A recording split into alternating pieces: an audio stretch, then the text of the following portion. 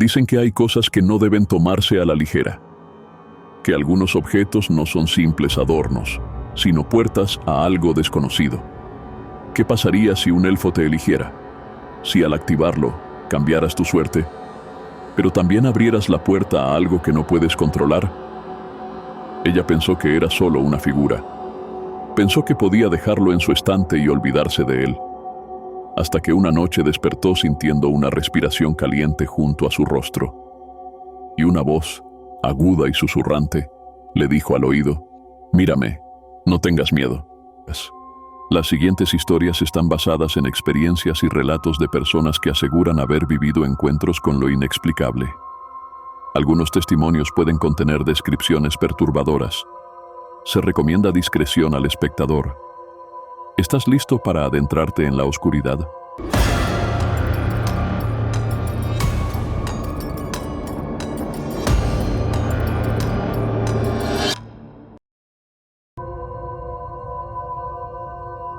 Desde muy pequeña, ella sintió una atracción inexplicable por los seres diminutos de la mitología.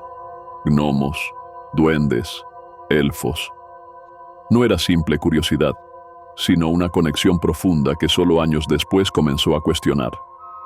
Porque su fascinación tenía un origen, uno que se remontaba a los días más inocentes de su infancia. Mientras otros niños hablaban con amigos imaginarios, ella no solo los veía, sino que jugaba con ellos. Pequeños hombrecillos aparecían en su habitación, la acompañaban en sus juegos y compartían con ella risas y secretos. No eran sombras ni ilusiones de una mente infantil, de eso estaba segura. Su vida era tranquila, sin sobresaltos, hasta aquel día en el que, paseando por un mercadito callejero, se topó con un puesto peculiar. Entre los diversos objetos en exhibición, había una colección de figuras de duendes, gnomos y elfos, aunque para ella, todos parecían lo mismo. Nunca se había detenido a pensar en sus diferencias, hasta que la anciana a cargo del puesto, con voz pausada y mirada intensa, le explicó que no eran iguales. Pero lo que más captó su atención fue uno en particular. Una pequeña figura con grandes ojos azules, mechones desordenados de cabello blanco, y un traje que evocaba a Robin Hood. Sus pantalones, de un tono amarillo oro deslucido, y su camisa cobriza, gastada por el tiempo, le daban un aire antiguo. Atado a su cintura, llevaba un pequeño saco de lana, un detalle que le pareció curioso. Pero lo más extraño era que no tenía sombrero ni zapatos. Aquello la desconcertó, pues siempre había imaginado a estos seres con sus típicos zapatitos puntiagudos y sus altos sombreros cónicos. La anciana, que parecía leerle los pensamientos, le dijo con un tono casi solemne: «No lleva zapatos ni sombrero porque es un elfo, y los elfos no se compran, se adoptan. Quien lo tome deberá proveerle lo que necesite, si él decide aceptarlo». Sus palabras fueron pronunciadas con una seguridad inquietante, como si hablara de un ser vivo, no de una simple figura. Luego, fijó su mirada en ella y añadió, con una sonrisa enigmática: «Quizás tú seas la persona indicada». Fue en ese instante cuando notó los rasgos de la anciana con más detalle. Parecía sacada de un cuento de hadas. Su rostro era amable y risueño, pero sus ojos negros ocultaban un misterio insondable. La manera en que la miraba, la forma en que vestía con un aire medieval y el entorno repleto de figuras de seres mágicos la hicieron sentir por un instante fuera de la realidad. La palabra adoptar resonó en su mente. ¿Cómo se adoptaba algo que claramente era solo un objeto? Se suponía que las figuras se compraban, no se adoptaban. Intrigada, preguntó cómo funcionaba el proceso. La anciana respondió con un tono aún más enigmático: «No eres tú quien lo elige, él debe elegirte. Solo así podrá despertar». Por supuesto, pensó que todo aquello formaba parte de una estrategia para vender más. Una historia envuelta en misterio siempre lograba captar la atención de los clientes, y en su caso, lo estaba consiguiendo. Ahora estaba enganchada, no solo con la figura, sino con la necesidad de saber más. No podía negar que estaba completamente enganchada. La idea de adoptar un elfo, de activarlo, de descubrir qué significaba realmente aquel proceso, la tenía atrapada. Sin entender del todo lo que implicaba, su curiosidad la empujó a seguir preguntando. «El elfo ya te eligió a ti», dijo la anciana con una sonrisa apenas perceptible. «Si aceptas, se irá contigo, pero debes saber algo. Una vez que lo hagas, nunca podrá separarse de ti. Y no solo eso, tendrás que cuidarlo exactamente como él lo pida. De lo contrario, habrá consecuencias». Esas palabras resonaron en su mente con un peso que antes no había sentido. Consecuencias. ¿Qué tipo de consecuencias? Pero la anciana no dio más detalles. En su lugar, le explicó que debía comprar ciertos materiales para el ritual de activación. Y entonces todo cobró sentido. No era solo cuestión de adopción, había una transacción oculta en el proceso. Un elfo que la elegía a ella, y ella debía pagar por el honor de tenerlo. Nada en esta vida es gratis, pensó con cierto escepticismo. Sin embargo, ya estaba demasiado involucrada como para dar marcha atrás. Algo en aquella figura, en la historia que la rodeaba, la impulsaba a seguir adelante. Cuando aceptó, la anciana sonrió con una expresión de satisfacción y comenzó a preparar un pequeño paquete con objetos que, según decía, serían necesarios para el ritual. Un frasco de aceite, incienso, un cuarzo, un manojo de hierbas cuyo origen desconocía, una vela dorada y un pergamino de papel amarillento atado con un lazo. Ahí dentro estaban las instrucciones para despertar al elfo. Todo fue colocado en una bolsa de papel, excepto él. El elfo debía ser llevado en sus manos. No diría cuánto pagó por todo aquello, pero la cifra fue lo suficientemente alta como para hacerla dudar, aunque solo por un instante. Cuando llegó a su departamento, lo primero que hizo fue colocar al elfo sobre la mesa del comedor. Luego, uno a uno, sacó los artículos que la anciana le había entregado y los extendió frente a ella. Con una mezcla de ansiedad y emoción, desató el lazo del pergamino y comenzó a leer. Las instrucciones eran claras. Había 3 formas de activarlo. Una para atraer el amor, otra para obtener dinero y una tercera para pedir protección. Más abajo, se detallaban reglas estrictas sobre su cuidado. Debía tratarlo bien, hacerle pequeños regalos, asignarle un lugar especial y, lo más importante, jamás moverlo sin antes pedirle permiso. Al terminar de leer, se quedó en silencio, reflexionando. ¿Realmente necesitaba activarlo? Su única intención al comprarlo había sido tener una figura decorativa, nada más. Aquel elfo no era más que una pieza de colección. Convenciéndose de que no tenía razones para seguir adelante con el ritual, le preparó un pequeño espacio en el librero, donde ya tenía otros adornos similares. Colocó árboles de utilería, piedras, flores y un poco de pasto artificial para recrear un bosque en miniatura. Ese sería su hogar. El resto de los objetos rituales los guardó en el closet y, sin darle más vueltas al asunto, decidió olvidarse de ellos. Pasaron los días y la vida siguió su curso, hasta que la mala fortuna llamó a su puerta. Perdió su empleo de manera repentina. Al principio no se preocupó demasiado. Tenía algunos ahorros y pensó que no tardaría en encontrar otra oportunidad. Pero el tiempo pasó, y por más que buscaba, ninguna oferta se concretaba. Las cuentas se acumulaban, la presión crecía, y con ella, la desesperación. Fue entonces cuando recordó al elfo. No era alguien que creyera ciegamente en esas cosas, pero la angustia nos lleva a considerar lo impensable. ¿Qué tenía que perder? Si no funcionaba, al menos sabría que lo había intentado. Revisó el calendario y vio que la siguiente luna llena ocurriría en 5 días. Esperaría hasta entonces. Cuando llegó la noche, realizó el ritual con sumo cuidado. Siguió cada paso al pie de la letra, recitó las palabras con precisión y mezcló los elementos en el orden exacto. Se permitió sentir un destello de esperanza, pero los días pasaron y nada cambió. Su situación seguía igual o peor. Con el dinero menguando rápidamente, empezó a considerar vender sus pertenencias, pero por algún motivo, Algo dentro de ella le susurraba que debía intentarlo una vez más. Esperó la próxima luna llena y repitió el ritual con aún más convicción. Esta vez, algo sucedió. Su suerte cambió de una manera tan repentina que no pudo ignorarlo. Los ahorros que creía agotados parecían durar más de lo esperado. Sin explicación, comenzaron a llegarle ofertas de trabajo. Y lo más inquietante de todo, comenzó a encontrar dinero en lugares insospechados. Monedas y billetes aparecían en los bolsillos de su ropa, entre las páginas de sus libros, incluso en los cajones de la cocina. Dinero que no recordaba haber guardado. Fue en ese momento cuando supo que el elfo estaba activo. La felicidad la invadió, aunque en el fondo una parte de ella se negaba a atribuirle todo al elfo. Tal vez había sido una coincidencia. Tal vez su propio esfuerzo había dado frutos. Pero por si acaso, decidió consentirlo. No con devoción ciega, pero sí con la suficiente atención para no contrariarlo. Un día recordó que debía ser ella quien le diera zapatos. Sin dudarlo, le fabricó un par con papel cartón, forrados en terciopelo morado.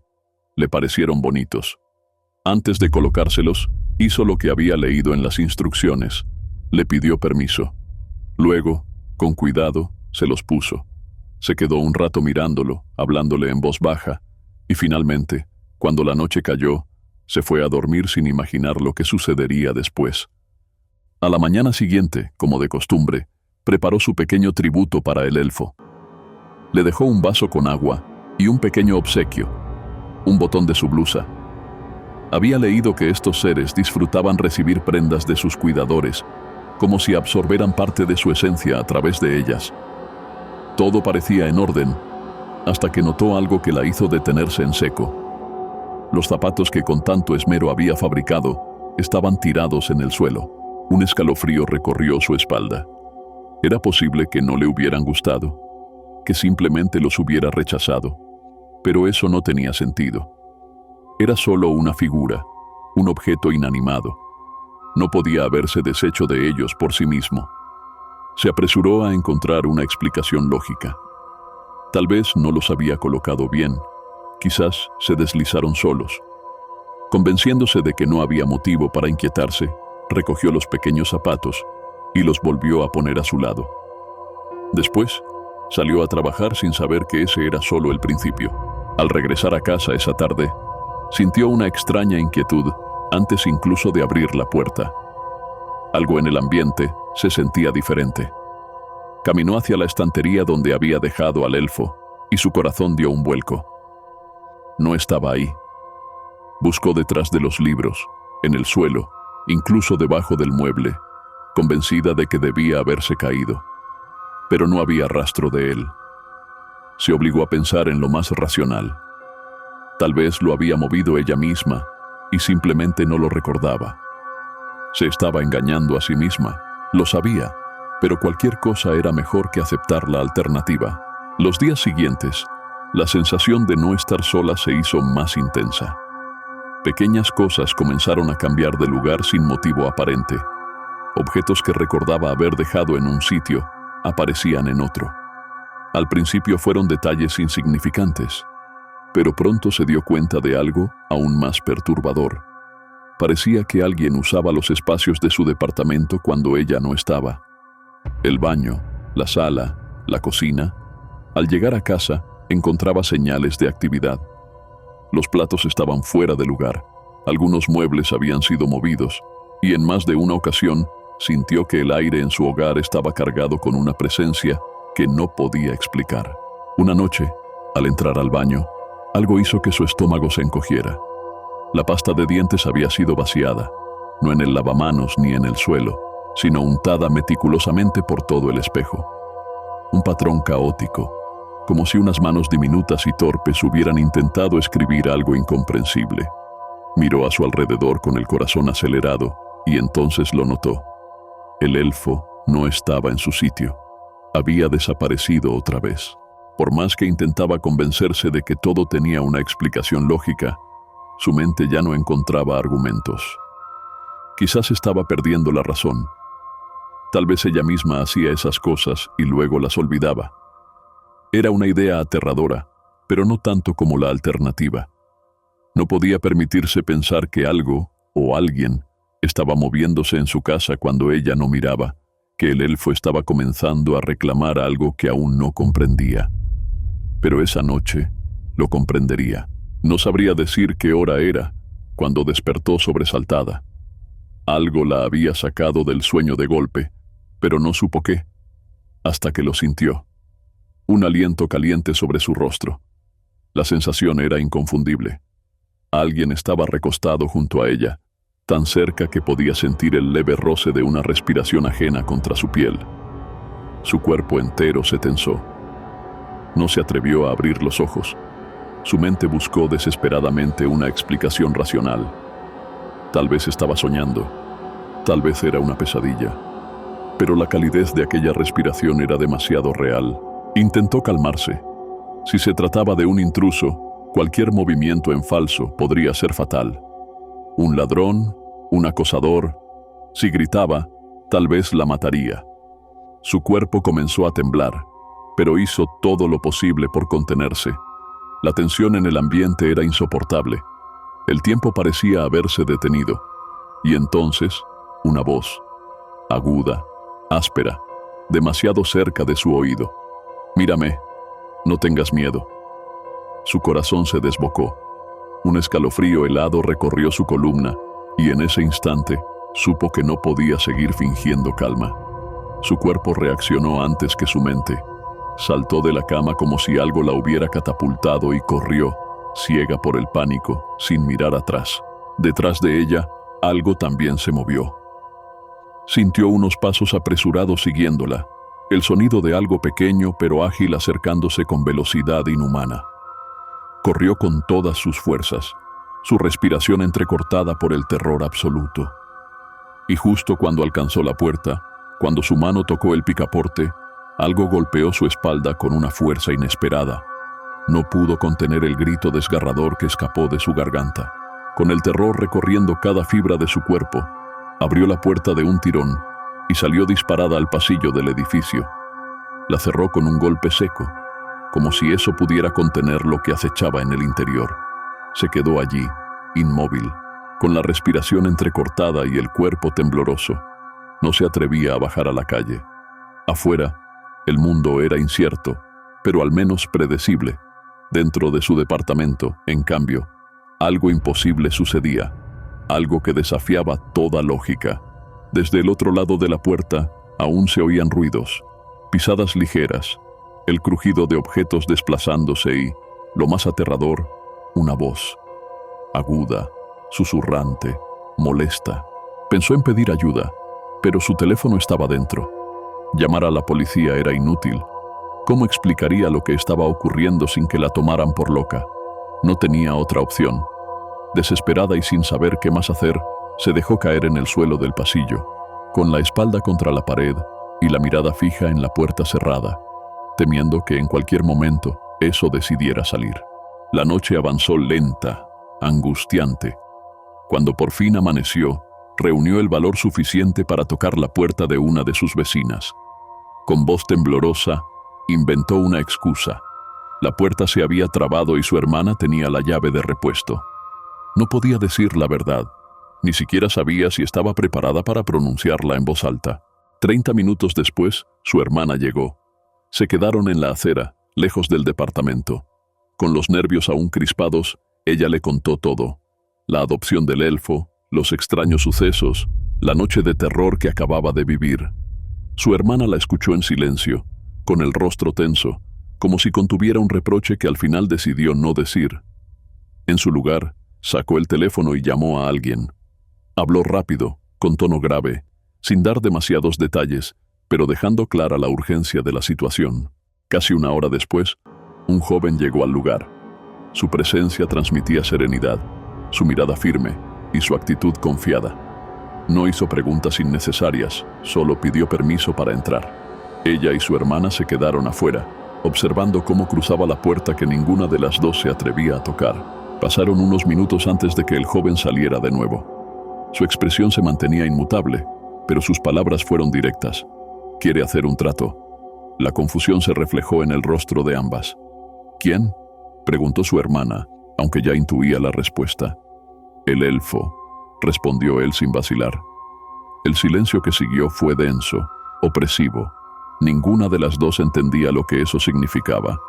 «Si no lo haces, no dejará de molestarte», añadió el joven, con la misma tranquilidad con la que hablaría de un simple trámite.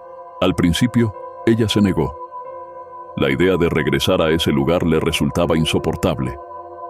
Pero había algo en la actitud del muchacho que, de manera inexplicable, infundía confianza. Era como si, a diferencia de ellas, él supiera exactamente con qué estaba lidiando. Finalmente, con pasos vacilantes, cruzó la puerta. El aire en la habitación se sentía denso, cargado de una presencia indescriptible. Sobre el respaldo del sofá, el elfo la esperaba. Lo que ocurrió después es un misterio que nadie más conocerá. No porque no pudiera contarlo, sino porque no se lo permitían. Solo se supo que aceptó, y que, después de todo, el trato no fue tan malo. Su nuevo hogar era una casa con un jardín inmenso, un espacio que parecía existir fuera del tiempo. En una de sus esquinas se alzaba una pequeña cueva, construida con precisión, como si siempre hubiera estado ahí. Pronto colocarían una fuente, y en un costado, una hortaliza crecía con frutos y vegetales que no parecían de este mundo.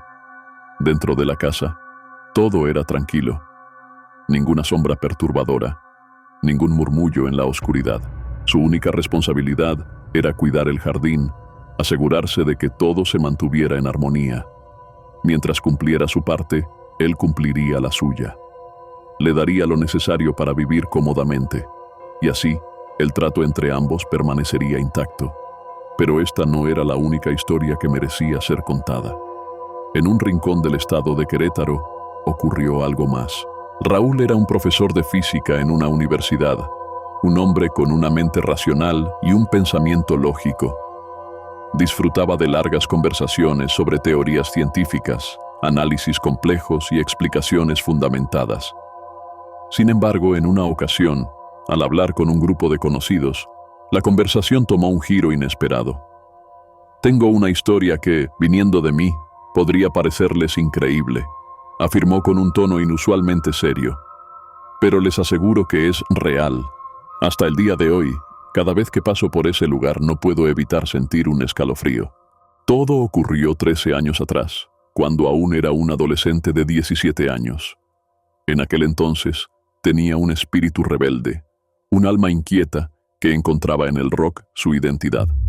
Aquella noche, había un concierto en el centro de la ciudad y él estaba decidido a ir. Sus padres no aprobaron la idea. Su padre, con firmeza, le negó el permiso y le dejó clara una condición. Si quería asistir, tendría que costearlo él mismo. No tenía dinero, pero a esa edad, la impulsividad pesa más que la prudencia. Sin pensarlo demasiado, tomó una decisión arriesgada. Ya había caminado hasta el centro otras veces, pero nunca tan tarde. Aquella noche, sin saberlo, estaba a punto de encontrarse con algo que desafiaría todo lo que creía posible. Eran aproximadamente las 11:40 de la noche, cuando Raúl salió de su casa. En lugar de tomar la avenida principal que lo llevaría directamente al centro, decidió tomar un atajo con la esperanza de encontrarse con alguno de sus amigos en el camino. Aquel lugar, 13 años atrás, era completamente distinto. No había supermercados, ni hospitales, ni gasolineras. Solo terrenos baldíos que se extendían en todas direcciones, oscuros e inhóspitos bajo la tenue luz de la luna. A su edad, la sensación de invulnerabilidad era casi absoluta. Sin pensarlo demasiado, decidió atravesar uno de esos terrenos para acortar el camino. La maleza crecía por encima de su cabeza, formando un laberinto natural que solo dejaba entrever sombras y siluetas en la distancia. Avanzó con confianza hasta que de repente, algo rompió la calma. Apenas a unos metros de él, los arbustos comenzaron a moverse. En un principio, pensó que podría ser otra persona, quizás alguien que, como él, había decidido tomar un atajo. Se acercó con cautela, pero en cuanto su vista logró distinguir lo que se escondía entre la vegetación, sintió como el aire abandonaba sus pulmones. Era imposible. Frente a él, una figura alta y encorvada emergía entre la maleza. Su piel era pálida, casi traslúcida, y cada hueso de su columna resaltaba de forma antinatural. Medía al menos 2 metros en aquella postura encogida, pero Raúl estaba seguro de que, si se enderezaba, superaría los 3. Sus extremidades eran delgadas, casi esqueléticas, y sus manos, desproporcionadamente largas, terminaban en garras afiladas que reflejaban la poca luz del ambiente. Su piel, de un tono grisáceo, tenía una textura rugosa, como si estuviera cubierta de ceniza. El terror lo paralizó. Su mente intentaba encontrar una explicación racional, pero su cuerpo se negaba a moverse. La criatura avanzó lentamente, sin emitir un solo sonido. Pasó a pocos metros de donde él se escondía, y en ese instante, su única opción fue contener la respiración y aferrarse a la esperanza de que no lo notara. Solo cuando la figura se perdió en la oscuridad, cuando dejó de sentir su presencia cercana, su cuerpo reaccionó. El instinto de supervivencia tomó el control, y sin pensarlo 2 veces, salió corriendo con todas sus fuerzas. Nunca había sentido el miedo de esa manera, un miedo puro, visceral, que lo obligó a correr sin detenerse hasta llegar a su casa. No supo cuánto tiempo le tomó, pero cuando por fin estuvo a salvo, se desplomó en su habitación sin aliento. No dijo nada a sus padres. Sabía que, de contarles, solo recibiría incredulidad y un regaño, así que guardó silencio, tratando de convencerse a sí mismo de que tal vez solo había sido una ilusión. Pero no era el único que había visto aquello. Mientras relataba la historia, alguien lo interrumpió con una expresión de asombro. «No puedo creer lo que estás contando. Eres la segunda persona que ve eso», respondió con un tono que mezclaba incredulidad y temor. Una noche, hace varios años, un joven llegó a casa visiblemente alterado. Eran cerca de las 8 de la noche cuando entró apresurado, con el rostro pálido y la respiración agitada. Acababa de salir de la escuela y, durante el trayecto en autobús, algo lo había dejado completamente desconcertado. Dijo que iba sentado junto a la ventana, del lado derecho, cuando al pasar frente a un terreno baldío, vio algo imposible de ignorar. A lo lejos, entre la maleza, una figura enorme, encorvada, de piel blanca y esquelética, parecía estar devorando un animal. Su postura antinatural y su apariencia perturbadora lo hicieron congelarse por un instante. Miró a su alrededor, esperando que alguien más en el autobús reaccionara. Pero nadie parecía haber visto lo que él acababa de presenciar. Al llegar a casa, intentó explicar lo que había visto, pero los demás intentaron convencerlo de que tal vez solo se trataba de un animal, de alguna alucinación causada por el cansancio. Sin embargo, él se enfureció. «Yo sé lo que vi», respondió con firmeza antes de encerrarse en su habitación. Raúl, quien escuchaba atentamente la historia, aún con incredulidad, estaba a punto de responder cuando el relato tomó un giro aún más inquietante. «Espera, aún no termino», dijo con seriedad. 2 años después de aquel avistamiento, un grupo de jóvenes tuvo un accidente automovilístico justo frente a ese mismo terreno baldío. En el auto viajaban 4 personas: Tadeo, Armando, Alan y Julio, el primo de Tadeo. Según se supo después, iban algo tomados y, al perder el control, chocaron contra un poste. El impacto fue brutal y el auto terminó volcado. Los 2 pasajeros del asiento delantero, Armando y Alan, no llevaban cinturón de seguridad. Salieron despedidos y fallecieron al instante. Julio, el único sobreviviente, tardó en hablar sobre lo sucedido, pero cuando finalmente lo hizo, su relato dejó a todos helados. Dijo que al despertar se encontraba fuera del auto, tirado en el suelo con un dolor insoportable en el pie derecho y el estómago. Intentó moverse, pero no podía. Fue entonces cuando a lo lejos vio a su primo Tadeo. Con el poco aliento que le quedaba, reunió fuerzas para llamarlo. Tadeo se giró y comenzó a caminar hacia él. Su rostro parecía intacto, con apenas unos raspones en la cara. La sensación de alivio fue inmensa. Julio sonrió, sintiéndose seguro al verlo en buen estado. Y entonces, la oscuridad lo envolvió nuevamente. Cuando despertó, estaba en el hospital. Lo primero que hizo fue preguntar por Tadeo. La expresión de su madre cambió al instante. Con voz temblorosa, le dijo que lamentablemente, él y los demás no habían sobrevivido. Julio se negó a creerlo. «No puede ser cierto», insistió. «Yo lo vi. Estaba bien. Caminó hacia mí».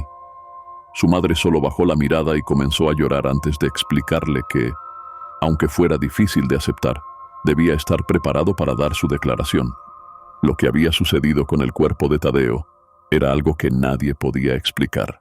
Algunos creían que Tadeo tenía enemigos, personas que pudieron haber aprovechado el accidente para tomar venganza. Pero Julio se negó a aceptar esa versión.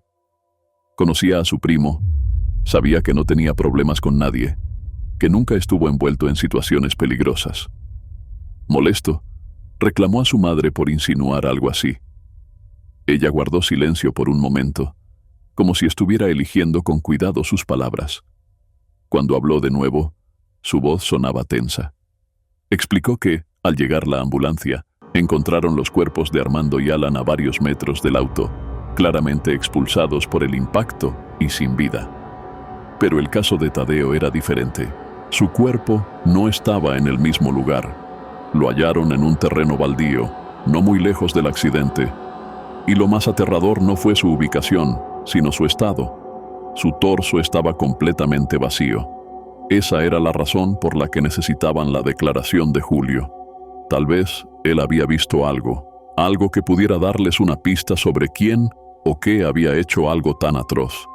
Pero no encontraron ninguna arma, ningún indicio de que aquello hubiera sido obra de una persona. Julio insistió en que Tadeo estaba bien cuando lo vio por última vez. No podía entenderlo.